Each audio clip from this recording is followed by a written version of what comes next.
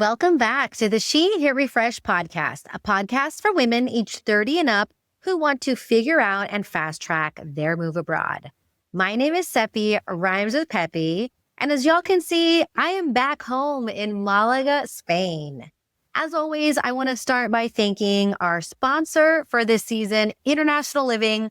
Thank you so much for your support. Now, today's episode is one I'm super excited about because we are talking about Greece. I'm chatting with Kathleen O'Donnell today, who is a content writer and editor for B2B SaaS companies, and she's been living in Athens, Greece since 2022. Kathleen is a former digital nomad who first moved abroad in her early 30s. She's now 39, and she's built a life and business she absolutely loves in one of my favorite cities in the world. She's originally from Boston, and she started her freelancing business back in 2019, and we're going to get into that in this episode. She started off with one client, which was enough for her to kickstart her move abroad. So if you've ever dreamed of living abroad, living in Greece, becoming a freelancer, this episode is for you. So let's dive in. Kathleen, welcome to the show. Thanks for having me. Very excited to have you because, as I've mentioned before, this profile of an American who's not Greek American, right? Who didn't have that in to go with a passport. So finding American over 30 who lives in Greece on the digital nomad visa or residency, which you'll let us know about, was really hard. So I was so excited when you reached out. So we will get into your full story. And I know that you're living in Athens right now. But I definitely want to rewind and get a picture of your life before you made this move. Like, what was going on in your life with work? Where were you living? And just kind of like where you were at, maybe even mentally. I had been living in Boston, which is where I'm originally from, working in corporate communications at some really big companies, like a super corporate job. And the insurance industry had like a very well-defined, normal life. But I had decided that in 2018, I would quit my job for a year and just travel for 1 year and see like what else was out there. I have always wanted to do this. I finally set myself a deadline and I did it. I went all over Europe and Southeast Asia and Australia. And actually that's when I came to Greece for the first time, was on that trip. And after I stopped traveling, I needed to work again because I had to get a job. I wasn't unhappy in my life in Boston, but after having this experience, I just did not want to go back to this very like straight-laced life. I wanted to see what else I could do and what else was out there. And I also had decided that I really wanted to try living in Greece because I had just fallen in love with this country. So that's actually when I started my freelance writing business, basically just to move to Greece, and started living here part-time, basically on like tourist visas because there was no way for me to get residency at that point. So that was 2019. So that was the beginning of it all. So my life has changed. It's really wild how much it's shifted. I left for my trip like 3 days before my 33rd birthday. Wow. Yeah, I was going to ask. So 2018, so you were so you were basically 33 and you left the conventional life, which is scary for a lot of people to leave that security, the secure job. And at the time, I mean, a lot of people now are digital nomads, so they're taking their work with them, but you had quit. I'm assuming you had savings that was tiding you over for that year. Is that what you were doing? Yes, because I had planned this I'm a planner. I love to plan things. So I had planned this for like 2 years. So I saved up a lot of money, like got everything in order so that I knew that I could just enjoy the year of traveling and then figure something else afterwards. And so what did people in your life think about you just doing that year, like quitting a good job and kind of just going to travel the world at 33? What did people in your life say?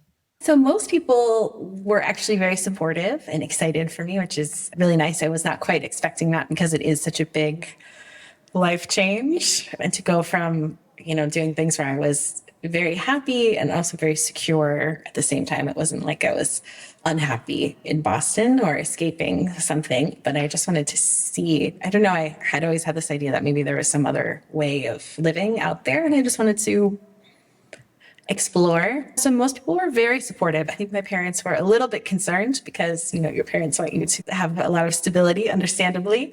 But no, overall, they were also supportive, and pretty much everyone in my life was, at least to my face. I'm sure some people thought it was crazy, but it was. So, But that's great that you had so much support. And I guess what was it about that year abroad? You said you came back and you just really didn't want to come back. What was it about that year abroad that made you think like, I think I want to live abroad now and I want to live in Greece?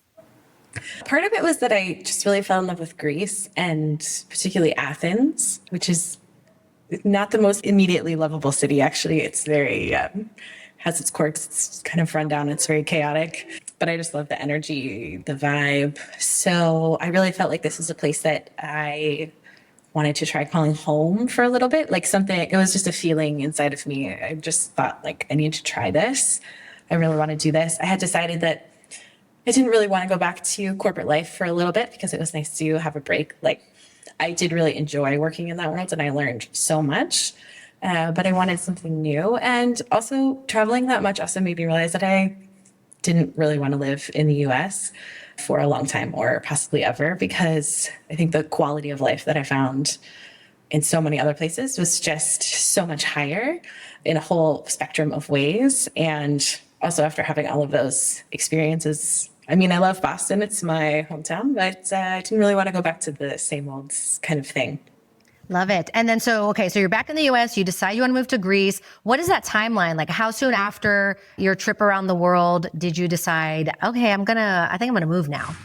I decided in a week and I made the move in like 6 weeks. Oh my gosh. I would maybe not recommend this to other people. It really worked for me because there was a lot of pressure. Like I got one writing client and I was like, great, I am off. I'm booking my flight for next week and let's go. Because also I think that year of traveling gave me a lot of confidence in myself as well. I was like, I know how to figure things out on the go. I know what I want to do. I know I can try new things and see if they work and do some experiments. Yes, it was a very compressed timeline just because of the nature of travel and needing to work again after that was over. Okay, so you came back and you're like, if I can get a client, I got some money coming in, I can make this move. And I think it's so smart what you said there about like, you don't recommend this for everybody. I also tell people I didn't move abroad on a whim, but I moved abroad with a very loose plan. And it worked for me because I know myself and I know, my hustle muscle, and I know that I can figure things out and I'm okay with uncertainty. But I definitely recommend to people to definitely have a much more structured plan to set yourself up for success. But you also know yourself, right? And so I had asked about what did your community, friends, family think about you traveling the world, but maybe they thought you were coming back to stay. And now you're like, oh, hi, I'm back. And 6 weeks later, you're like, I'm moving to Greece. What did people think about that? That I think they thought was a little bit crazier, which again, to be fair, kind of it. I mean, they're not wrong. But that I think was a harder change to swallow because, I had never been to Greece before this trip. This is not a part of Europe that a lot of Americans typically move to if they don't have Greek heritage. So I think it was a little jarring and it's a very big change. But I knew within myself, I was like, I know that I want to do this. I know that I want to try this. If other people think that I'm crazy, again, they're not wrong, but it's something that I want to do. So I'm going to do it. And I somehow made it work. So that was 2019 then that you moved to Greece, but you said on a tourist visa then. Is that right? How did you make it work legally in terms of being able to be there? I basically became a digital nomad, but I was just going back and forth between 2 or 3 countries. So I would live in Greece as an American, you can get 90 days out of 180 visa free because there was no potential residency permit or visa for me at that time. So I would do 90 days and then sometimes I would go to England. You have to go somewhere that's not in the Schengen zone, which I got very familiar with.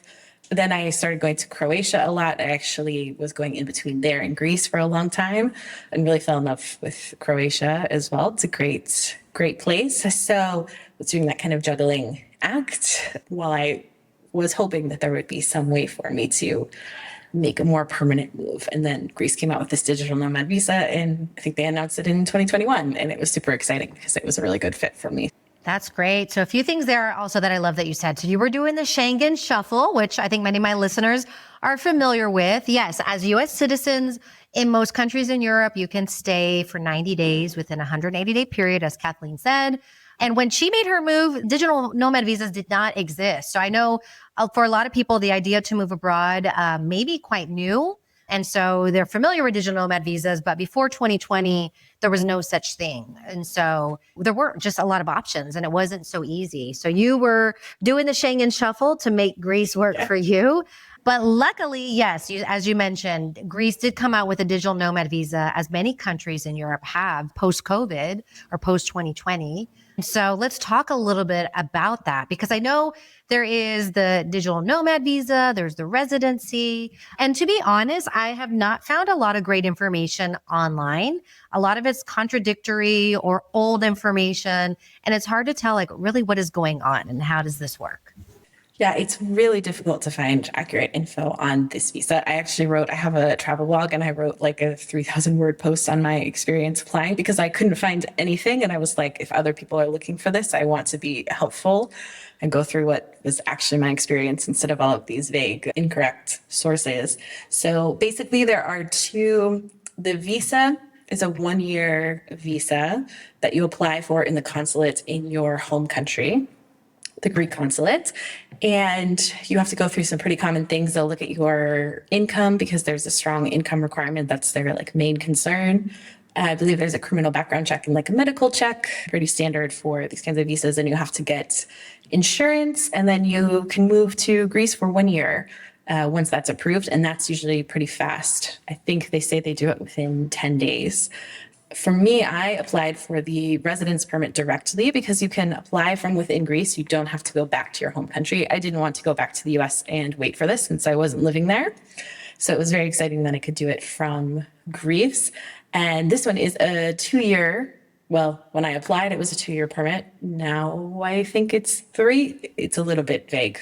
So you apply within Greece. The income requirements are the same. You don't have to get a criminal background check or a medical check though, so it's a little bit easier. And you also have to show that you have a long-term lease registered in the official system here. Those are the 2 big qualifiers. They really want to know that you have enough income to support yourself and also that you have somewhere permanent to live. And then you apply, you wait sometimes for 2 years for a 2-year permit, which is not great. And then you are granted residency. So I just renewed mine. It took a year to renew. And they keep also saying that they will change it so that you can't apply from within Greece, but they have now been saying this for 2 years and you can still apply from here. So I think the visa is a better option if you haven't lived in Greece before and you aren't sure, like you want to test it out. It's less expensive. You don't have to find a long-term place to live and like commit to it with the contracts and everything. So you can kind of test it out, see what you want to do, see if you like it.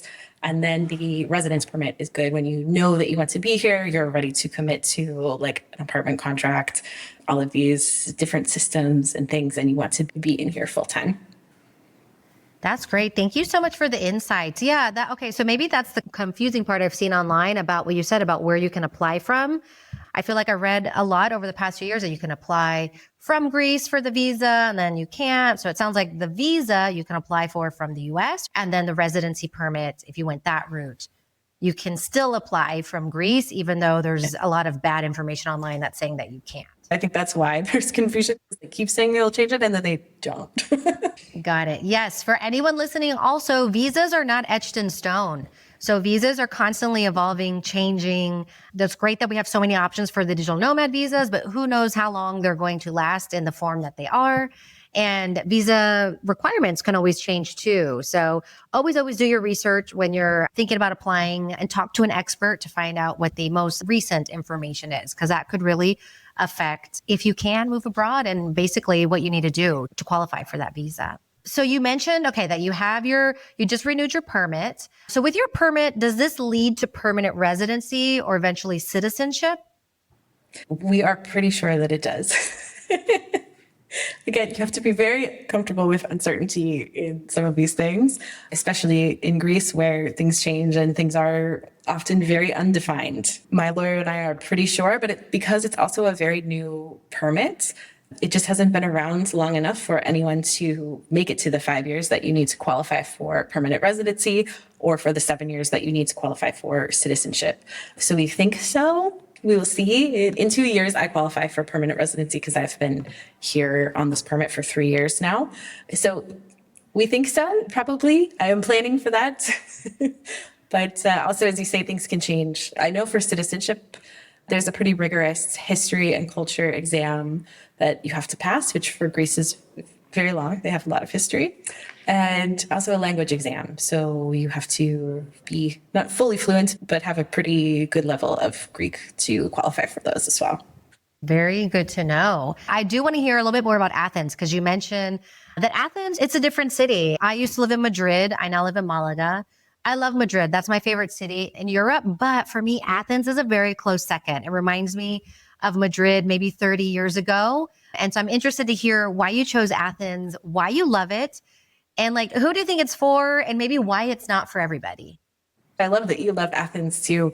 It's a really interesting city because it's a European capital, but it doesn't always feel like it, right? Like we're a Mediterranean place, Balkan, close to the Middle East. It's a really interesting mix of cultures, which I love. I find very invigorating. It's also a really big city, has about 5 million people, and it's quite sprawling. So it has that like really intense big city energy. It is a very, very chaotic place. You have to love the chaos to love it. But along with the chaos comes a lot of energy. Like it's very young. There's tons of cultural and artistic things. There's lots of young people. There's always so much going on. It has a really great outdoor life because of the weather, which is so mild. When Athens becomes a little too chaotic, which does happen, it's also very easy to travel somewhere else in Europe because we have a huge international airport. You can get to all of the islands from Athens. So you have all of these options for getting to all of these other places as well when the city is overwhelming or very hot, as it will be in like a month. But I love big cities personally. So if you are a person who loves like big city energy and vibes and all of that, but also in a place where every neighborhood feels like a little village, which is a really interesting contrast, I would say Athens is definitely for you. But if you don't like big cities, it's not a great option. I love chaos. I love a bit of chaos. That's why I love Spain. This is not Switzerland. This isn't Zurich, right? When people ask me like, well, how do I pick a place? Well, you really need to understand what you're looking for. And Athens in Greece is going to be a little bit rough around the edges. And I found Athens to be, kind of a gritty city. And I love a gritty city. I love a city that is always surprising you and is evolving and, developing. So I think Athens has so much to offer for someone, like you said, who likes a big city and also likes like a very vibrant culture. I feel like that's a city that never sleeps. People are always just out and about and living life and enjoying life. The thing I say about Athens is like, you'll feel a lot of emotions here, but you will never, ever be bored if that is your vibe. If you look at it just on a surface level, it is very gritty to run down because of the financial crisis in 2008 that hit Greece really, really hard. But I will say they are starting to like rebuild a lot of, they've spruced up some things, kind of counter that neglect. Hope we don't lose all of the grittiness, but so it is kind of an up and coming city, and also seeing how it develops will be really, really interesting. Very cool. Thanks for your insight. Were there any other cities in Greece on your short list, or did you know like Athens is the one? For me, I knew Athens is the one because I like a big city. This is the energy that like really feeds me. And the next largest city in Greece is Thessaloniki, which I think has about 1 million people. So it's quite a big size difference. So for me, I knew Athens was it. But if you are not a big city person, there's a lot of great smaller cities in Greece. If you still want the city energy without living with 5 million other people, there's definitely lots of places to explore. And then, of course, like smaller villages, islands, everything. Greece is really diverse in that way. You can find what you're looking for, whatever you prefer. All right, let's talk a bit about work, because when you mentioned the digital nomad residency that you're on, having income or remote job is one of the requirements, right? I think the financial requirement for that is the 3,500 euros, if I'm not mistaken. Yes, it's 3,500 euros per month after taxes, which comes out to about 40,000 euros a year.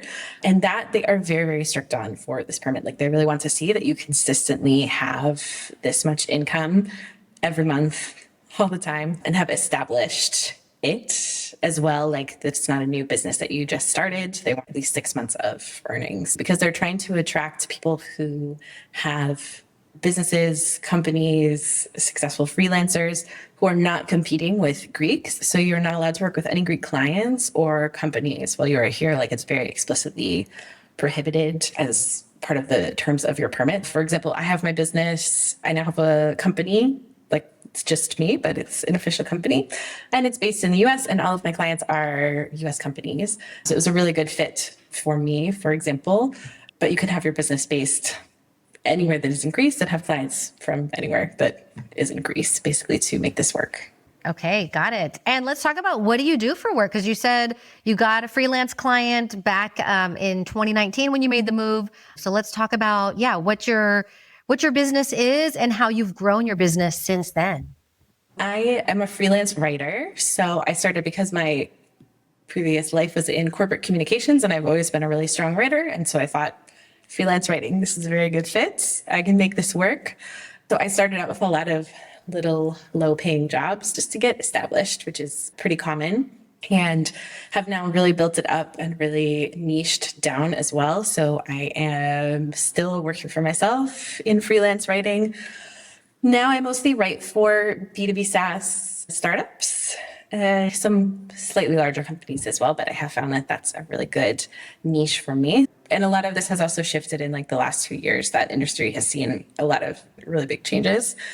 Mostly I write longer form content. I do like blog posts, ebooks, research reports, things like that for these companies for their marketing content. I think when people hear that I am a writer living in Greece, they think that I am like a novelist on an island. No, B2B SaaS marketing writer, which I love. I mean, I find it very interesting, but it's not the most well-known niche. So that's a big part of how I built my business, actually, is by first just taking on like any clients that I could get so that I could support myself, and then kind of figuring out like where my interests and my skills lay, and also my network, and leaning on that to get some initial writing jobs. Then I found I really enjoyed this B2B space. There's a lot of demand, and I'm used to working with executives and leaders, so I know the audience very well. And then I really like niched down on that. I also used to write a lot of HR things because of my corporate comms background, but that's really decreased in like the last 2 years. So now I'm much more in the SaaS space and getting really clear on what I like doing and what I'm really good at doing and what I don't like doing and what I'm not so good at doing was very helpful in allowing me to take on better paying clients that are really, they pay more because they're really aligned with the value that I offer and my expertise.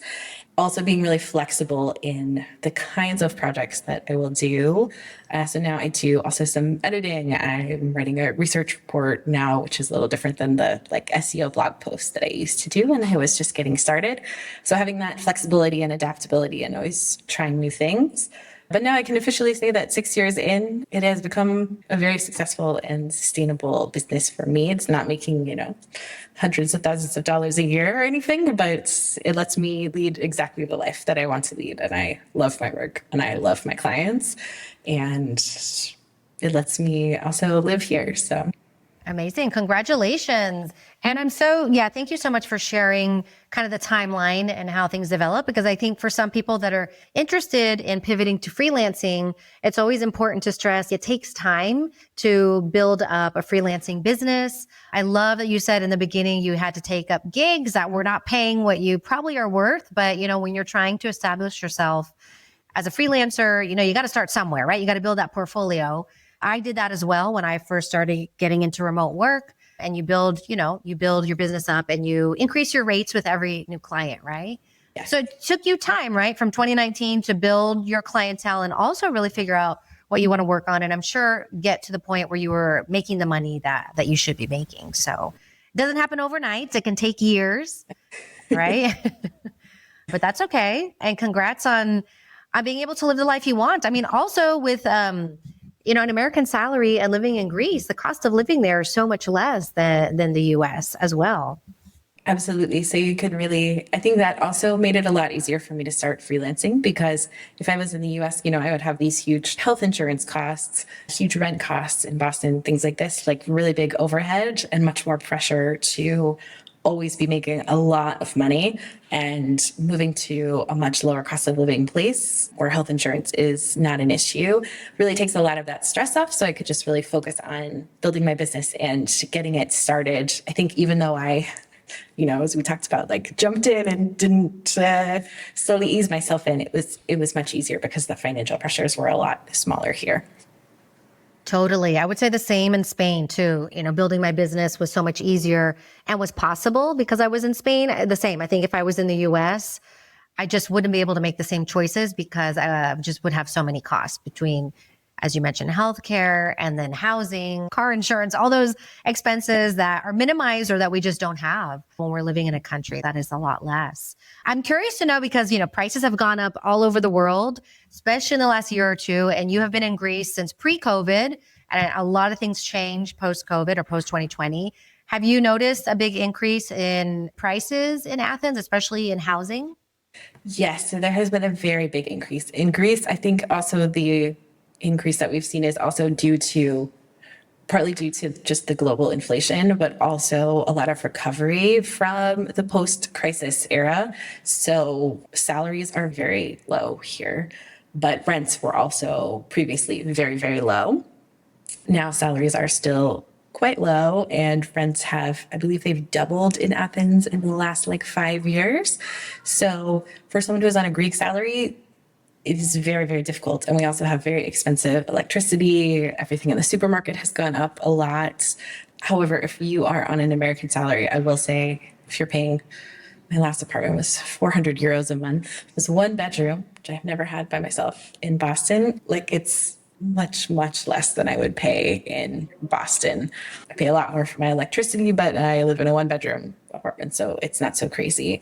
So it has definitely increased in a way that is really affecting locals. But if you are someone who does not make a Greek salary, then the pressure is still much less. Athens still has very affordable rents, and also real estate prices are much, much lower here, partly because of that financial crisis, ongoing recovery. They've also gone up a lot, but they're still much more affordable than most European capitals and certainly than the US.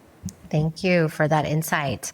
All right, let's talk a little bit about what your day-to-day looks like in Athens. And are you working 9 to 5? Do you make your own hours? Curious to know about a day in the life.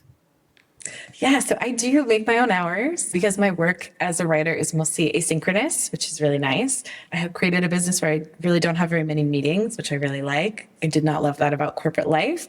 So mostly I wake up, go to the gym. This morning after the gym, I went to my weekly farmers markets. Every neighborhood has one. We got all of my fresh fruits and vegetables, and it's cherry season right now, so it was a great day.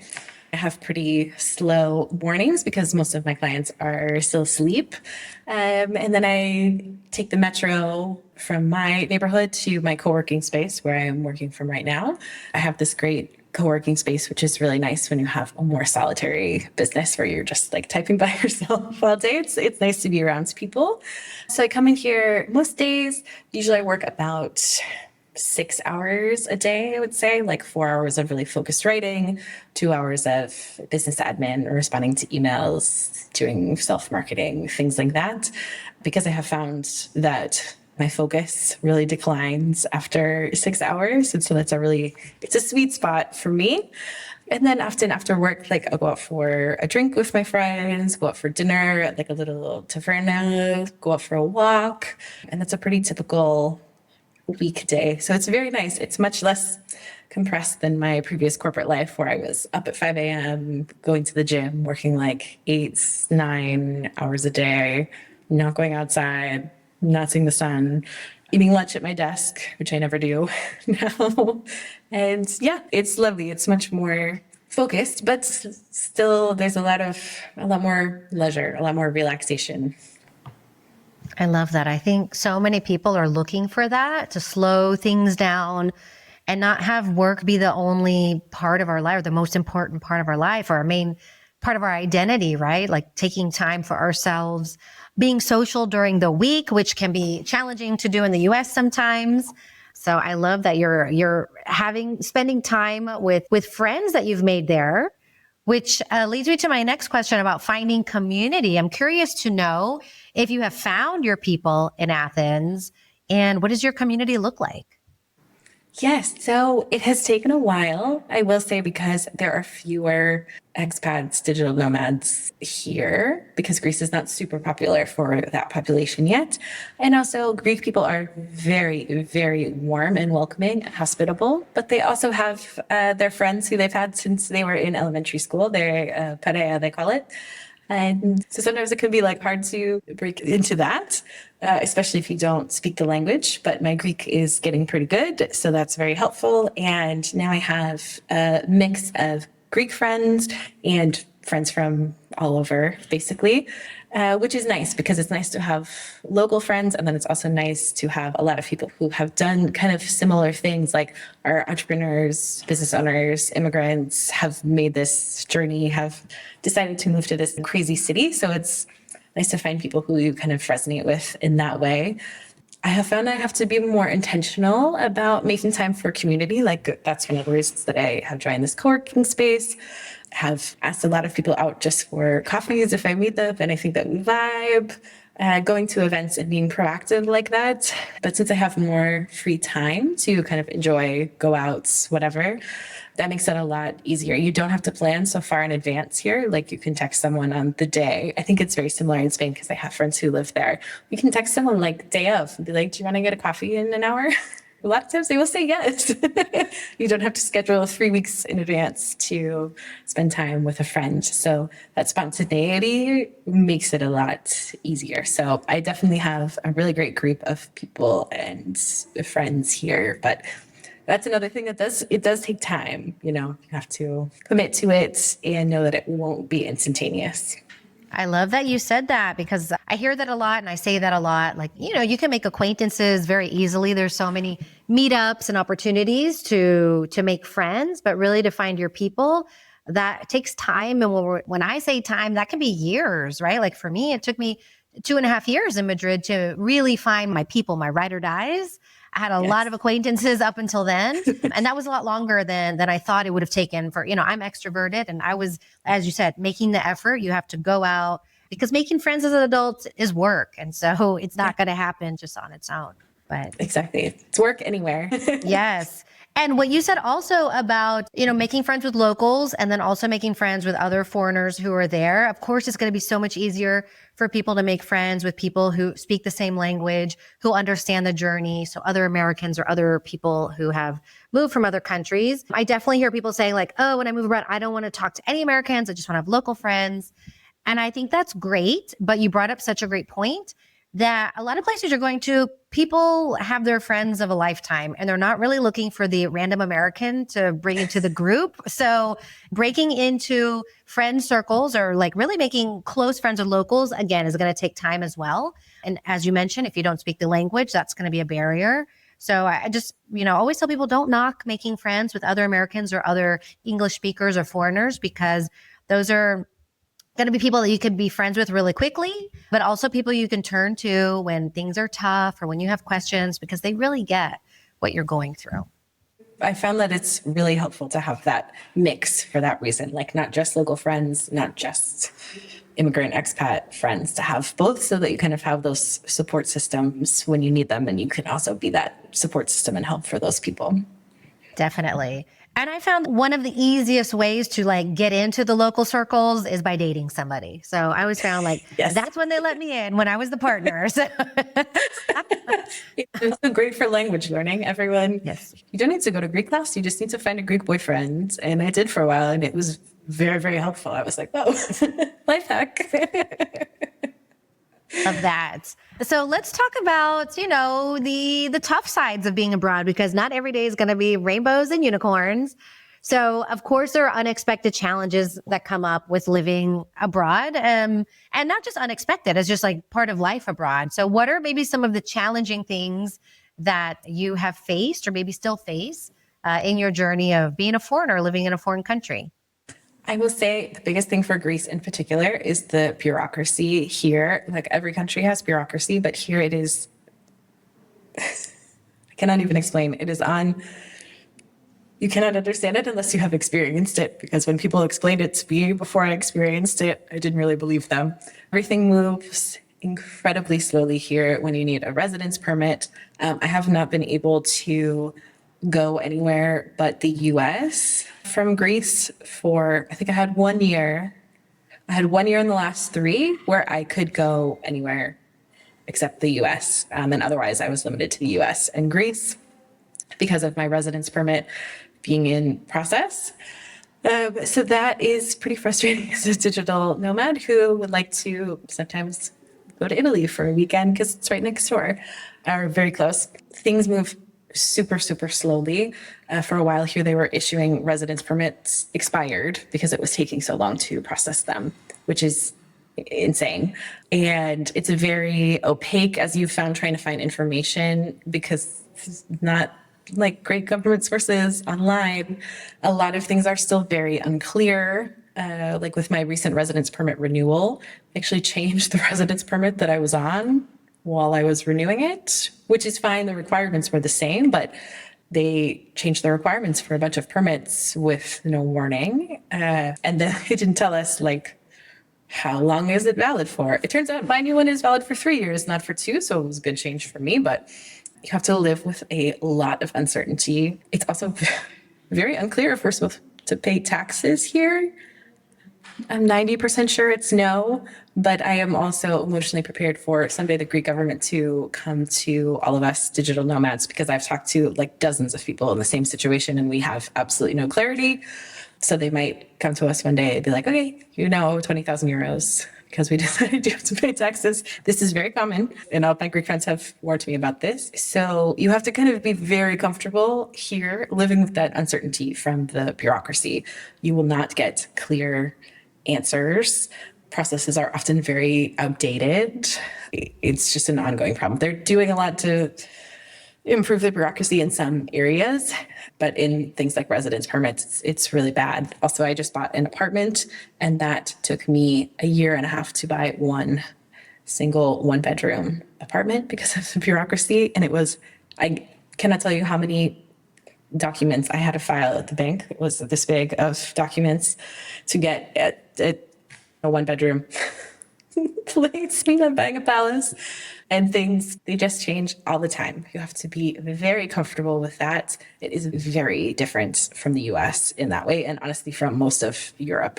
So that is a really, really big challenge because it's like where you're going to live, right? And if you're going to be allowed to live in this country and you have all of this crazy uncertainty, and that is just how it is here, and you are not going to single-handedly change it, like just because you don't think it's, you think it's insane. It is the way that it is. Also, I will say learning Greek has been I really enjoy it, but it's a very difficult language for English speakers in particular. And it helps so much to speak Greek. Like most people here, especially under 50, speak a lot of English, but you really can't integrate in like a real way until you learn Greek. And it's a very, very challenging language. And it's not very widely spoken, so it's not the most useful one outside of Greece and Cyprus. But otherwise, for me, like the culture is very different. I didn't find that so difficult because I really enjoy the way that it's different.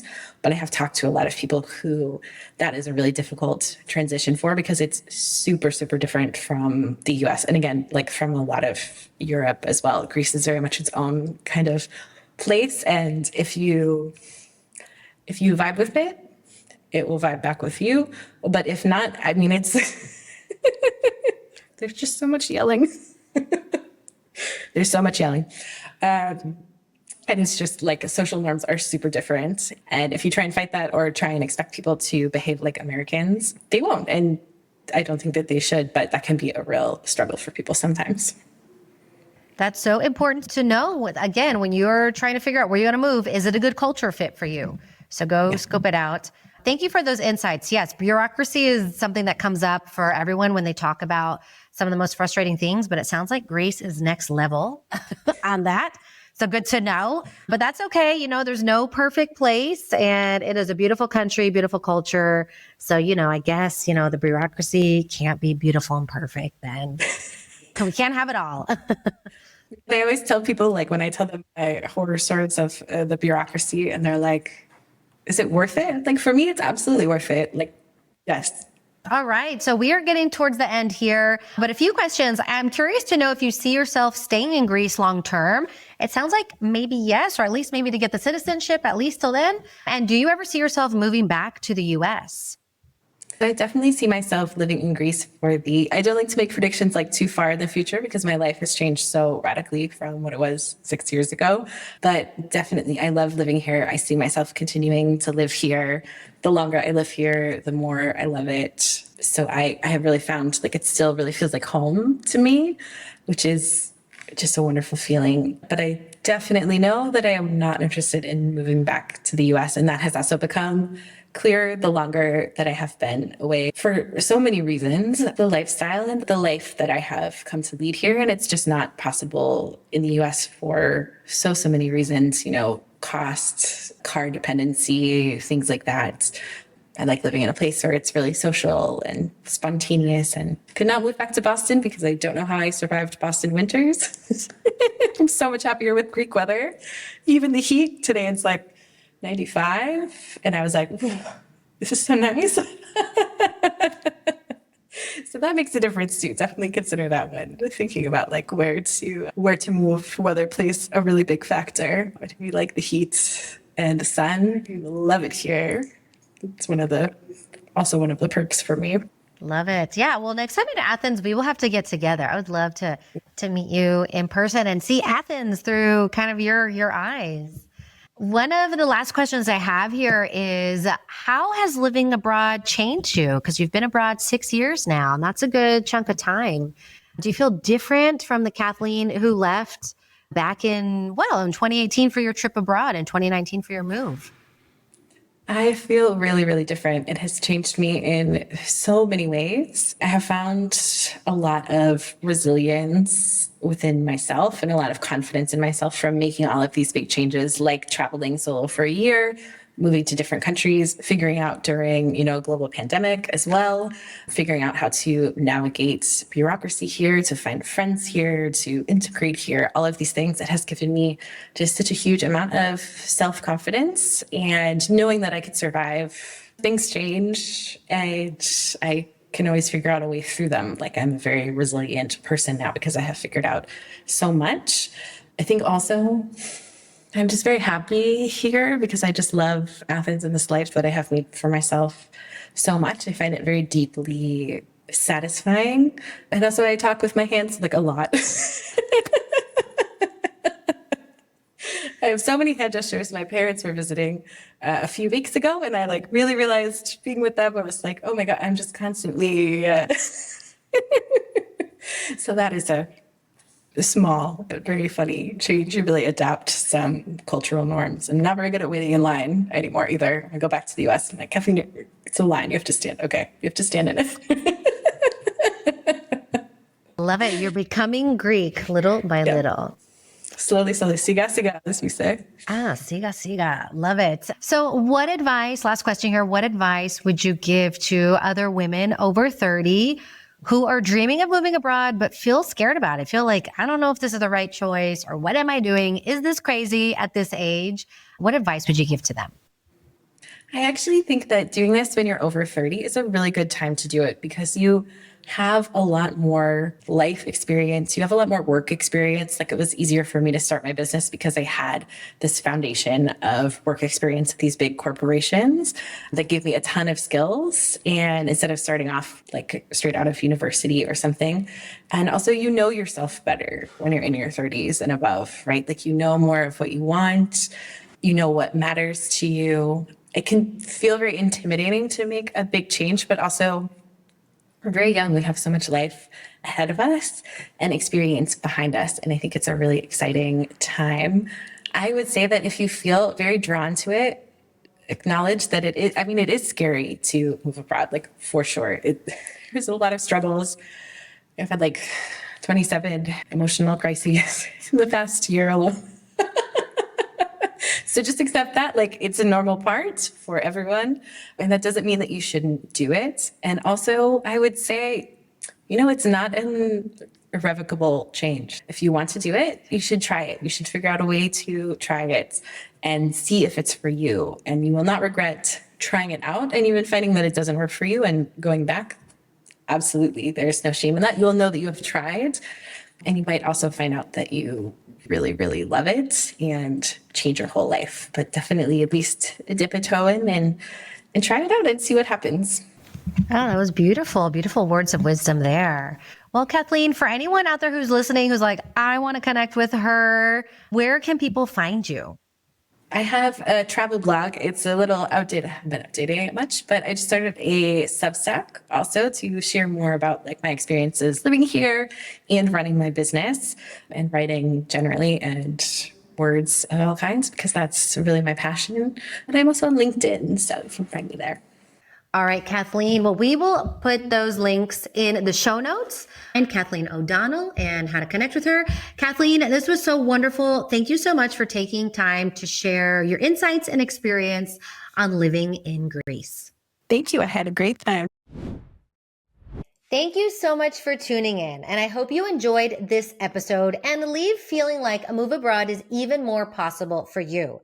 If you're happy with what you saw, I want to invite you to subscribe to my channel, like this video, and leave a question or comment because I would love to hear from you. If you're ready to take action on your dream to move abroad, be sure to grab my Visa Guide to Europe. It's your roadmap to over 50 viable visa options in 19 countries. You can grab the link below in the show notes. And don't forget to get on the wait list for my next Move Abroad After 30 Masterclass, a masterclass for women age 30 and up, which is a step-by-step training to help you fast track your move abroad. And grab the link in the show notes as well. And last but not least, a huge shout out to our sponsor, International Living. Thank you so much for making this season possible. Until next time, ciao for now.